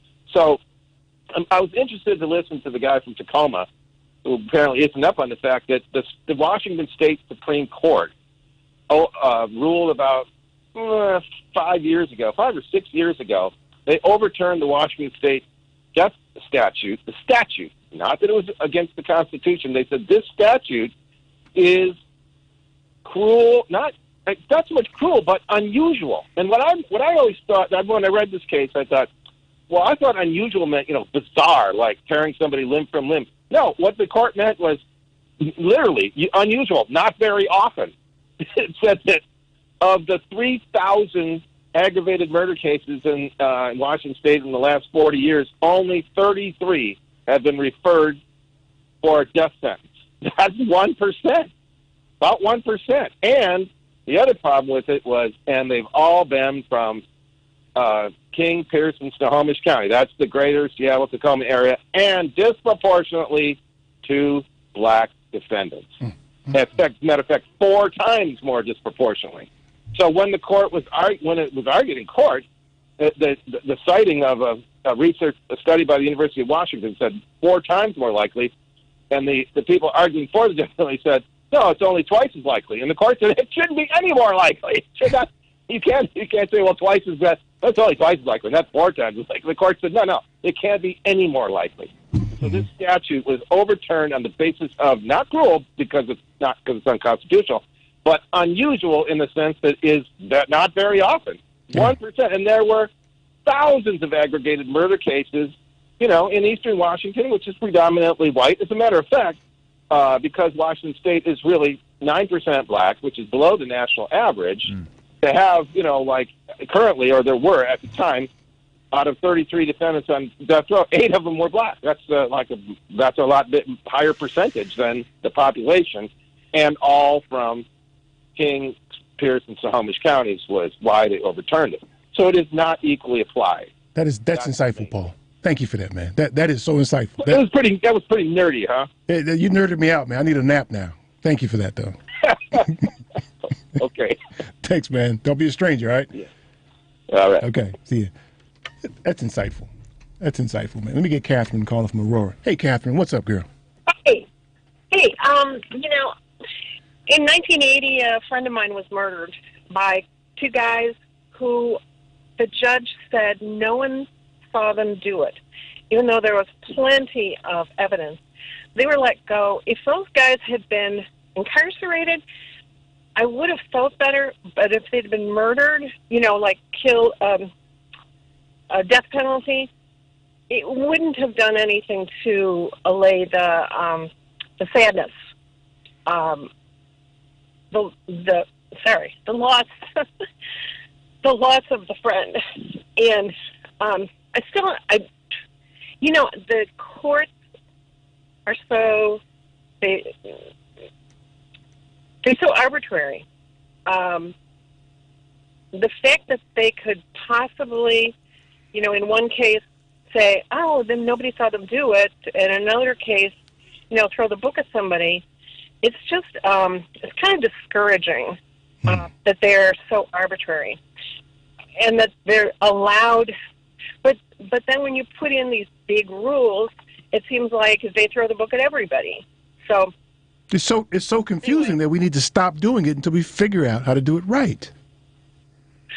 Yeah, I don't think the death penalty is a solution. I do think incarceration is a solution. You've got mentally ill people who kill other people. They need to be incarcerated. They don't need to be saying, "Oh, they served 20 years and let's let them go." No. Well, it doesn't depend, though? Shouldn't a person who has demonstrated an ability to live in society peacefully, by whatever measure, shouldn't that be the purpose of incarcerating people, to rehabilitate them? I think it depends. If there had been like a barroom brawl, and the kids and the people involved were young and they were idiots, yeah, that is something where someone could overcome that. If they were mentally ill, even like the guy who shot President Reagan, he's out. I'm not sure he should be out. He shot a damn president. He's out. Yeah, and he paralyzed another person. Yeah, Brady. Yeah, and I'm not sure that he should be out because he still has that condition. He still could decide one day, I've got a plan. I don't. Well, so could you, though. So could you. Yeah, that's true. But I don't have a kill list. So you say, that's what you say. How are we supposed to believe that? I'm just saying, Catherine, hey, man, hey. Okay, you're very good at the smoke thing. Yes, he is. If we're going to do it, we're going to apply it equally, right? We can't just say, well, he's crazy. And that's the thing about crazy people. And I'm using the wrong term, I know that. But one of the key factors in a person being crazy is that they don't know they're crazy. In fact, they go around proclaiming the fact that they're not crazy. So you don't think you're crazy, right? Right. Right. You know, I would not so much as hit someone. I mean, I used to fight with my brother and sister when I was a kid, but no, I would not so much as hit someone or hurt someone. But you don't know that, and nobody else knows that. You could, though. You could. Maybe we should lock you up so you won't. Sure. You know, I don't think one law fits all. I don't think one judgment fits all. Yeah. Just like, okay, the judgment's done now. This person has been acquitted, and he's out in the public. I think in a situation like the people who killed my friend, they should be picked up again if there was more evidence, and be able to be retried and put in jail. See, I don't think there's too much of this heavy-handedness, and one thing fits all. That's what happened with with the whole drug thing. You know, just say no. 3 times you're out. Like, too many people have been incarcerated because of these. That's why we need to stop until we figure this out. That's why we need to stop, at least until we figure it out. She has a good point. I thought we had stopped in Illinois. Well, yeah, but not everywhere. You go to Texas, they might get you, Kathy. They might get you. Catherine, I got to bounce. I got to get out of here, though, girl. Appreciate you. Don't be a stranger, okay? Thank you. Okay, see ya. Bye-bye. I'm going to blow through a break here because I got people holding. Let me get Vicky calling from Villa Park. Hey, Vicky, how are you? Hey, I got to say I'm so grateful for your show. Thank you. I love listening. So one of the other callers was saying, you know, if you do all this mass murder, you deserve to die. And I think that's the thing. It's like, yeah, you deserve it, you know, but is that what we're going to do as a society? As a society, is that what we do? My old bumper sticker, why do we kill people who kill people, to say that killing people is wrong? It's really that simple. And whether it's unequally applied or not, it's again, you know, I hate to be on the receiving end of anything, you know, any of those crimes, but at the same time, I could not pull the switch. And it's a huge toll on the people who do. That's another thing that doesn't get discussed, but there is some writing on it. It's the people who work in the prisons who have to carry out these executions. There's a huge mental health toll on those individuals. Yeah, you make them into killers. Now you make them into killers. Say that again. There you go. Now you're creating a vicious cycle now all of a sudden. Killing people creates killers.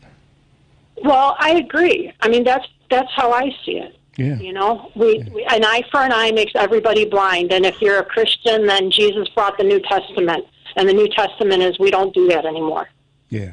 Vicky, I appreciate it, girl. Don't be a stranger, okay? Thank you. You bet. Love you guys. Love you back. Let's get Mary here calling from Elk Grove. Hey, Mary, what's new, girl?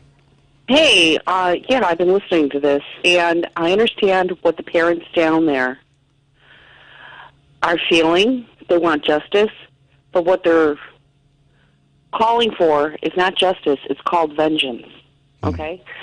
And I am pro-life, okay? I believe in a woman's right to choose what she wants to do with her health, but I am pro-life. And those pro-birthers took over the original pro-life movement. Prior to Roe v. Wade, the pro-life movement was, I want to say, founded in the Catholic Church, who were protesting the death penalty.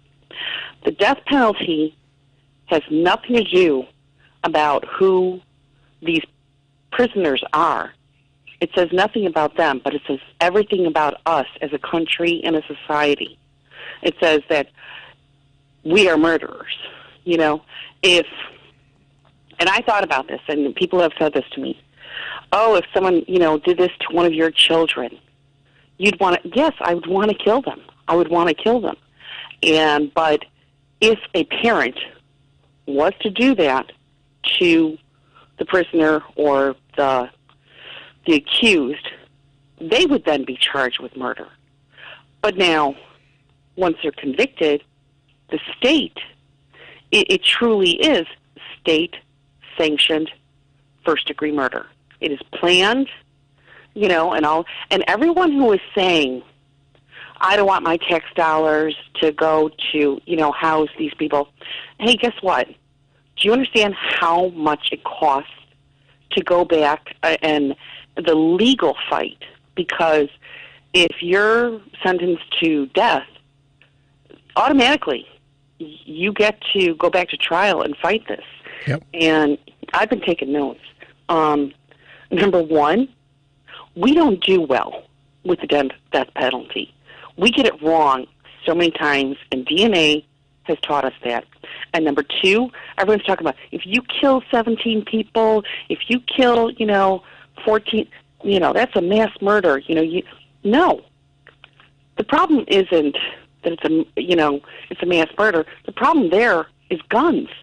Get those guns off the streets, and then they can't kill 17 people, 20 people, 24 people. It's a lot, isn't it? It is. It costs more. And we need to do what they do in, what are those countries? I don't know what country. Someone brought it up. Where they actually rehabilitate. But see, in this country, prison is not about rehabilitation. It's about money. And punishment. Money and punishment. Yeah. Yeah. You're not doing anyone any favors. And I just also want to point out, boys, or gentlemen, that the two states that for sure you're going to get killed in is Texas and Florida. Mm-hmm. The two biggest Bible-thumping pro-life states are like all in on killing these people. Mm-hmm. And I guarantee you, there is no question that these individuals who are being put to death have I'm not going to say it, a heartbeat. Okay? Yeah. So, Mary, thank you, girl. Yeah. Mm-hmm. Thank you, man. All right, guys. Appreciate it, man. Take care. You take care. Okay. Bye. Sure. I ran over the break here a little bit because I wanted to get everybody in. What about Tommy? Tommy's next. We'll get Tommy next. We don't make Tommy wait that long. Believe me. Trust me on that. All right, y'all. Stay tuned for more of the Family Meeting.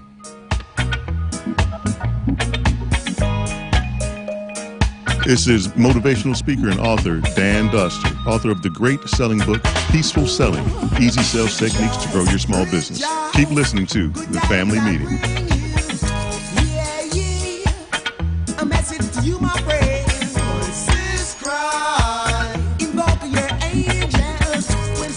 A 2016 study estimated that 13.1 million Americans were victims of identity theft last year. Fight back against your identity being stolen by signing up for Identity Guard. Identity Guard monitors your credit and identity information with alerts that can help you respond quickly if certain changes indicating fraudulent activity are detected, as well as help protect your computer from viruses, keylogging, and other serious threats. Plus, with Identity Guard's dynamic credit management resources and tools, you will have helpful information as you make better financial and credit decisions. Identity Guard includes $1 million identity theft insurance and lost wallet protection, and more if you ever do become a victim. Protect your ID for as little as $6 per month. Yes, that's only $6 per month by visiting lookaftermyid.com. That's lookaftermyid.com to securely sign up for Identity Guard today. Hey, Family Meeting cousins. As you know, we've created a Patreon Family Meeting subscription and membership page to include you great listeners in our effort and give you a chance to very economically promote your business, organization, or local event. You can contribute as little as $5 per month to get your message out and support the Family Meeting as a viable voice. We know you appreciate our permanent interest dialogue, get up and dance playlist, and our great guests who stop by. So become a cousin and go to our website, thefamilymeeting.com, and click on the link. I get physical. I get physical.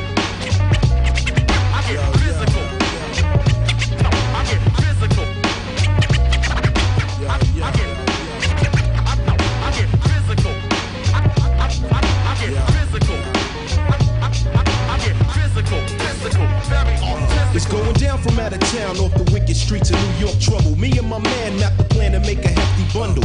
Blessing weights and listen to greats from the basement gates. Making it dub plates that cause quakes in other states. My soldiers guzzle 40s with the shorties. Working the scenes in tight jeans and blows all your boyfriends to smithereens. On a scalp to get humped. This is Lisa Lenore, writer, editor, and educator. Welcome back to the family meeting. You're talking about a robust conversation today, man. Yeah. And listen, it's hard to figure out where you stand on this thing because of all the emotions associated with it. I mean, I think Mary made that point. I mean, it's vengeance. It's not punishment. It's not. There's no one size fit all situation. Yeah. It's tough. And that's why you got to just stop it until you figure out who we are. You know, do this thing right, man. Because right now, whatever you think about it, whatever you think about the state-sponsored murder, the death penalty, whatever you think about that, they're only killing, for the most part, poor and brown people. I mean, that's proof positive that it don't work. It just doesn't work. So anyway, we need to figure out what's on Tommy's mind because I know he's chomping at the bit. So let's see what's on my man Tom's mind. Tom, what's up, man? You know, the more I live, the more I come to the understanding of how we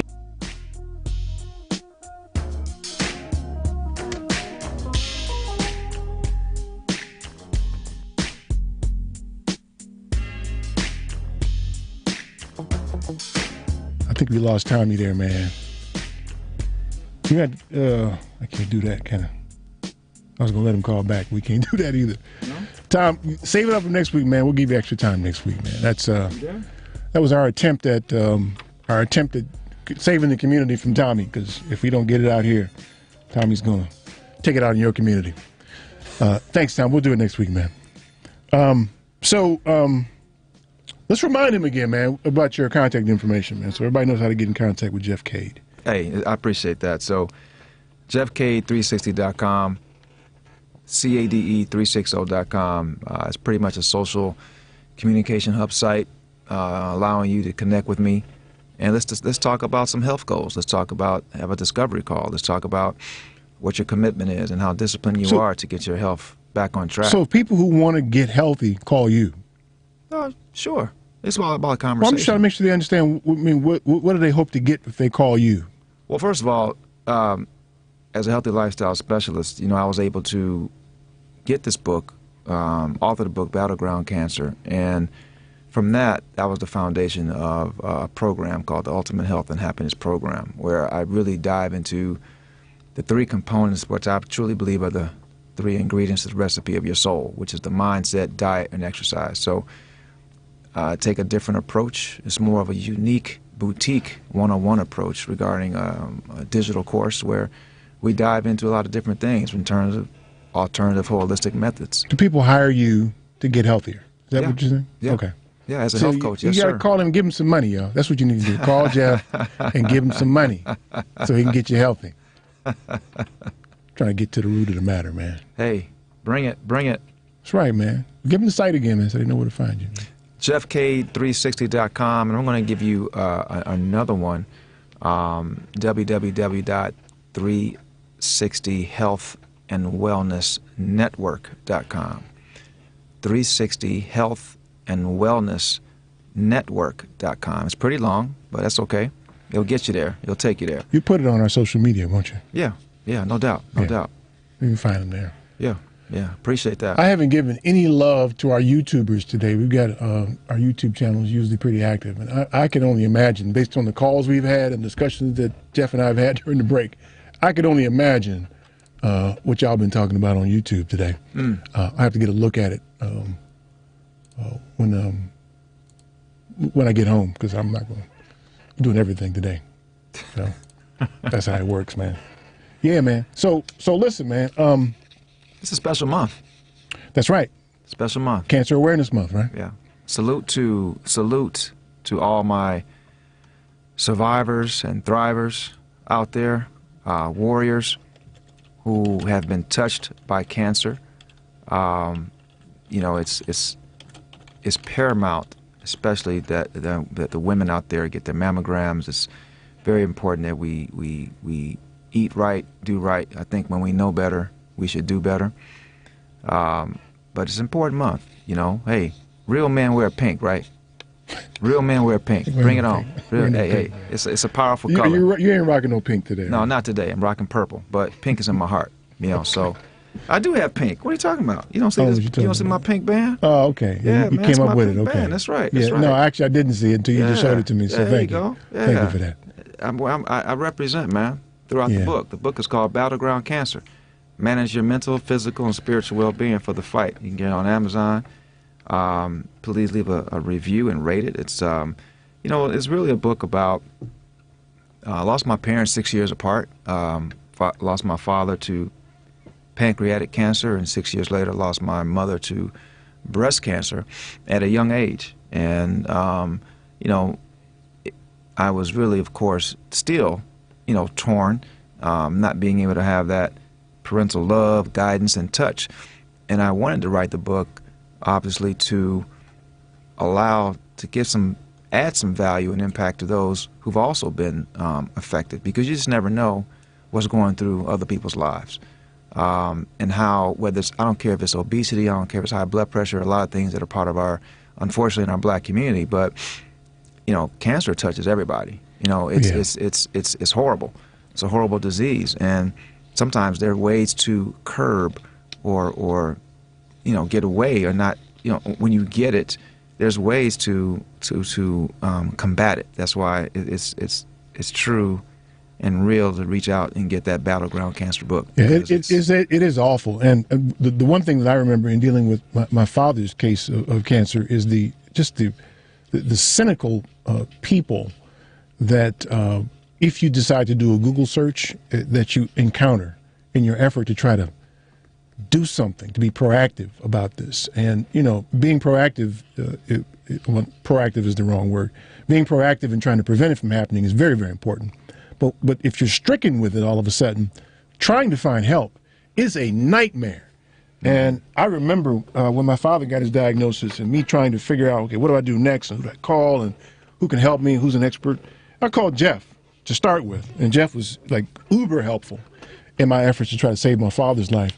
But some of the people that I was able to contact through Google, just you know, they want money. They start asking me about your insurance right away. They had had one clown wanted me to fly my father to Mexico and some other stuff, and then give him $24,000. Just, it was crazy. Grifters out there with such an insidious disease in such a trying time. They're preying on people who are really having a difficult time, and I found that.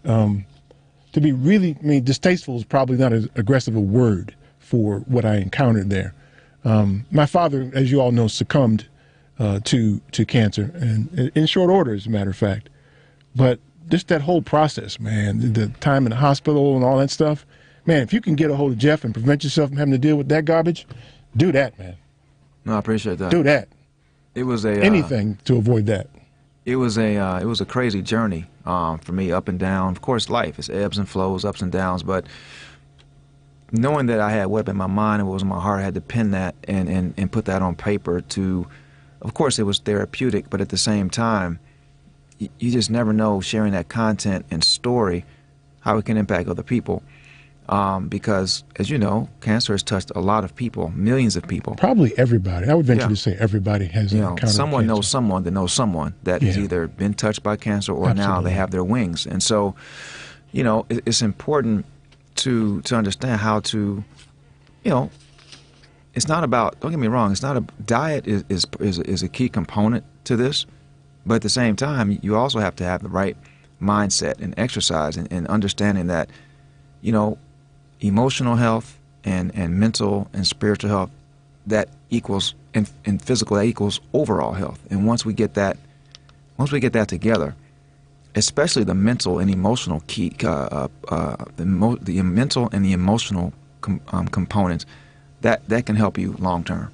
Yeah, getting your head right is really important in that situation. It's important. It's definitely important. So you know, that's why I wanted to, you know, share this information and hey, you know, you just never know how someone's story or what someone is going through can inspire and empower the next person. Yeah. And that was the purpose of not just the book, but just the purpose of my plan, my mission to make sure that, hey, I'm going to try and contact and be helpful and be of service to those who are trying not necessarily to get healthy, that's not it, but in order to get some information so that they can, use it the right way. Yeah. It's all about the information. Yeah, that's important, man. So make sure you hit the site and the social media and find Jeff out there because, again, dude was one of the first people I called when my father was stricken. So, and I don't know if I ever told you, I appreciate that time. No, thank you, brother. You gave me, man. Give me the site again, man, so they know where to find you, man. Please contact me or connect with me at jeffcade360.com. That's Cade with a C. C, yep, C-A-D-E, Jeff Cade, C-A-D-E, 360.com. It's a social media hub, people, and it allows you to just connect with me and let's have a conversation. Send me a direct email. You can connect with me on either, whether it be LinkedIn, whether it be Instagram, Facebook if you're in social media.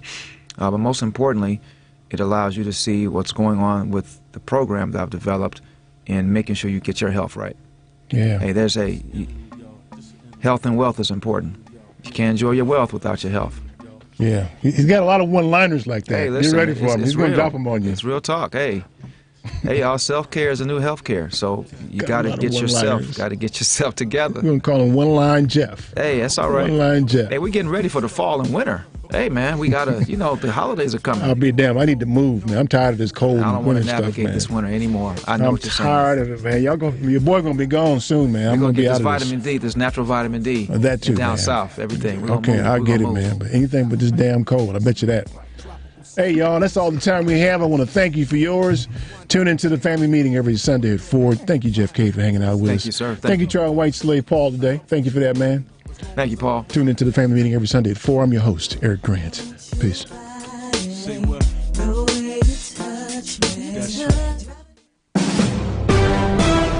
NBC News Radio.